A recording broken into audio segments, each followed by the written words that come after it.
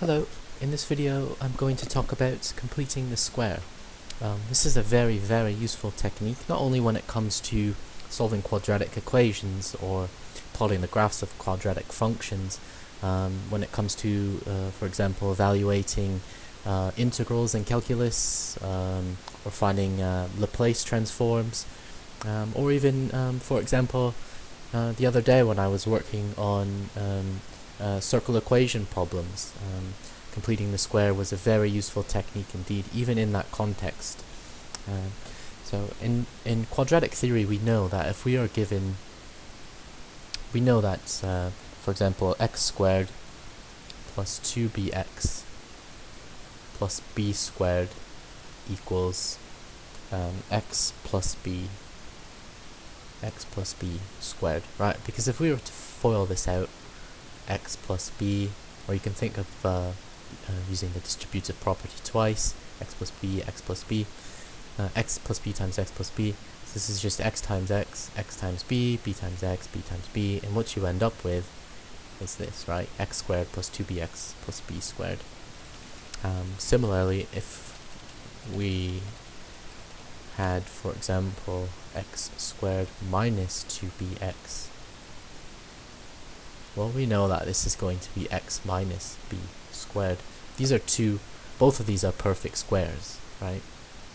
Well, what if we're given something more messy? Say, and I'll keep it general, so write it in general form, say x squared plus 2bx. Well, this is quite awkward. I mean, we have two x terms.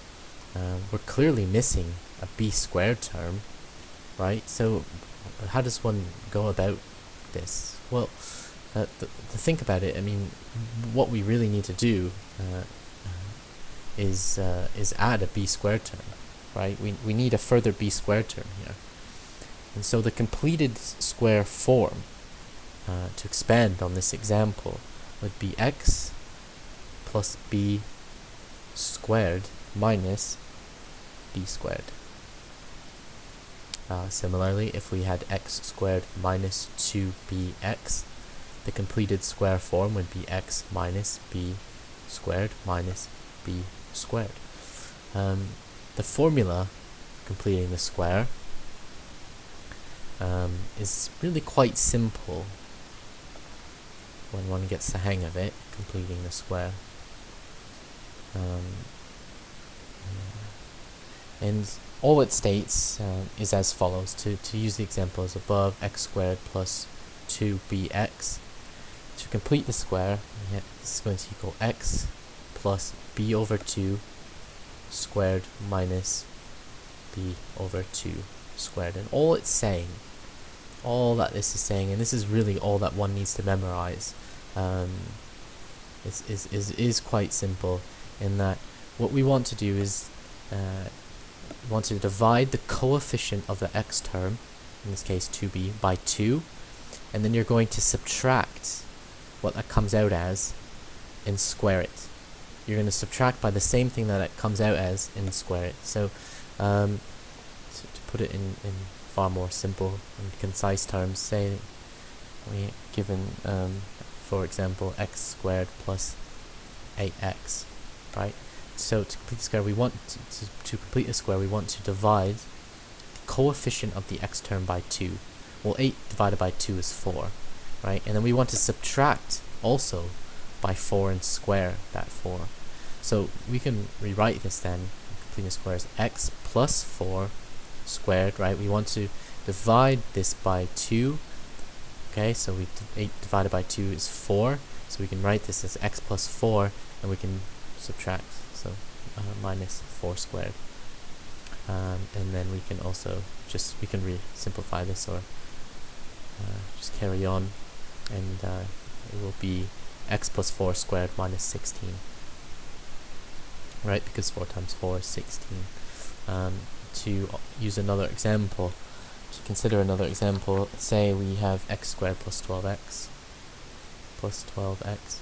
Again, we want to divide the coefficient of the x term by 2, so that's going to give us x plus 6 squared, and we're going to subtract by 6, and we're going to square that 6, and therefore we have x plus 6 squared minus 36, because 6 squared is 36. So that's the key thing to remember, is you want to divide the coefficient of the x term by 2. Okay, and what that comes out as, you want to then subtract by it and square it. Alright, there's a really nice way to think about this actually, about completing the square, by just playing with some geometry, very simple geometry, to give one a better sense of what's going on. So I'll try my best to lay this out clearly. I'll denote it in say we have x squared, I'll denote that in red, plus as above bx, plus, and I'll denote that in magenta, bx, and then plus our constant c, which I will denote in green, plus c. Okay, well, we can use some geometry here to kind of offer a visual representation of what's going on when we complete the square. So I'm going to draw a kind of rectangular shape, quite large, like this, and this is going to be ax times x, right? Because ax times x, length times width, is ax squared. Now we're going to add, I'll write it right here, plus, now I'm going to draw another sort of rectangular shape, which I'll give myself a little bit more space, say somewhere right here, and it's going to be smaller than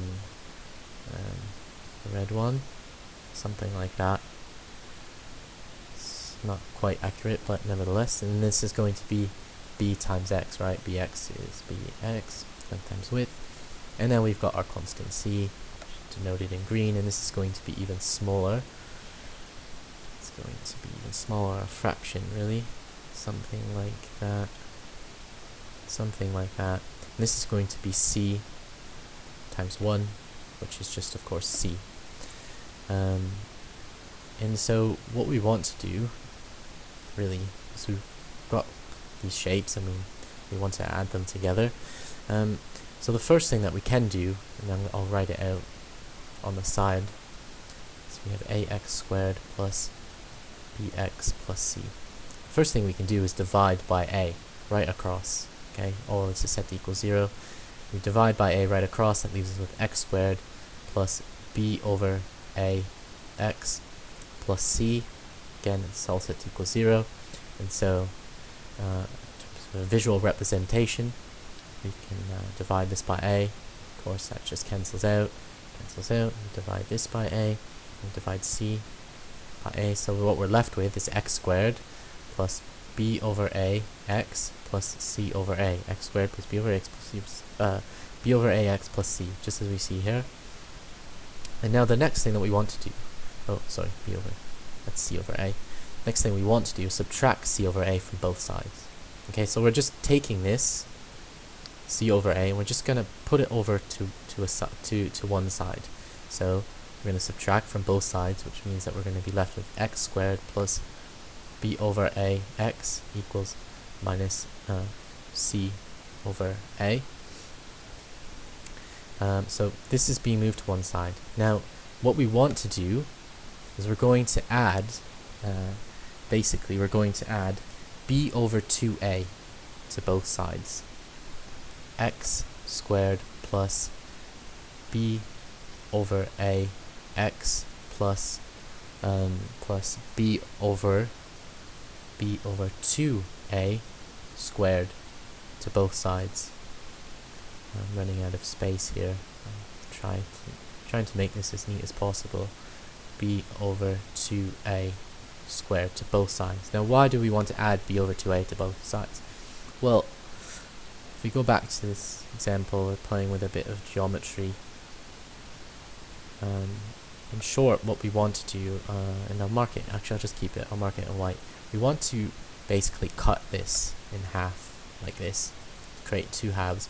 Then we want to take each one of these halves and add it to the length and the width, okay, of our a times, or x times x square here, okay? And so if I erase all this, if I erase all this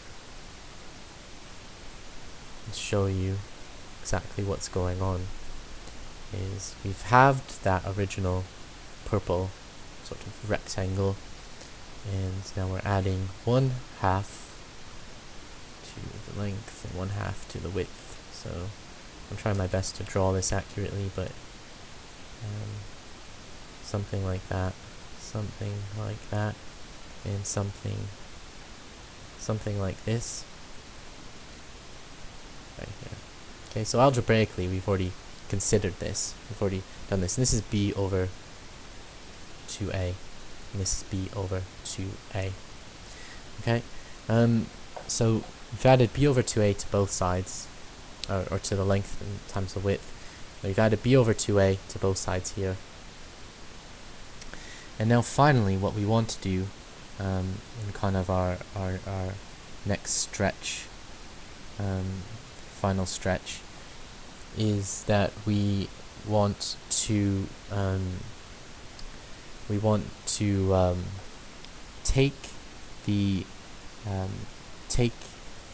well, firstly what we have here is we've got this space right here, right? The square is not complete, as you can see. By no stretch of the imagination is it complete yet. So we want to take this and fill this in right here. And it turns out that this little square right here is b over 2a squared. b over 2a squared. And so what we end up with now, and as you can see, we've got our x squared plus b over a, right? We've cut it in half, equals, and we've put in this c over a to one side. Now we have x squared plus b over a, and we're adding b over 2a squared to both sides. Okay? And so what we can do now is we can complete the square. So if I go back to white, and we've actually I should write it this way. We've added b over 2a squared to both sides, so I'll just create one here for the sake of consistency. b over 2a squared, okay? And so now we can complete the square, and so we can simplify what's going on here on the left hand side, and we can write this as x plus b over 2a squared, and that's going to be equal to minus c over a plus, and then again b over 2a squared. And finally we want to bring everything back. We want to the left hand side. Okay, everything's going back into the left hand side. And so we want to add c over a to both sides, and we want to add b, or subtract b over 2a squared to both sides.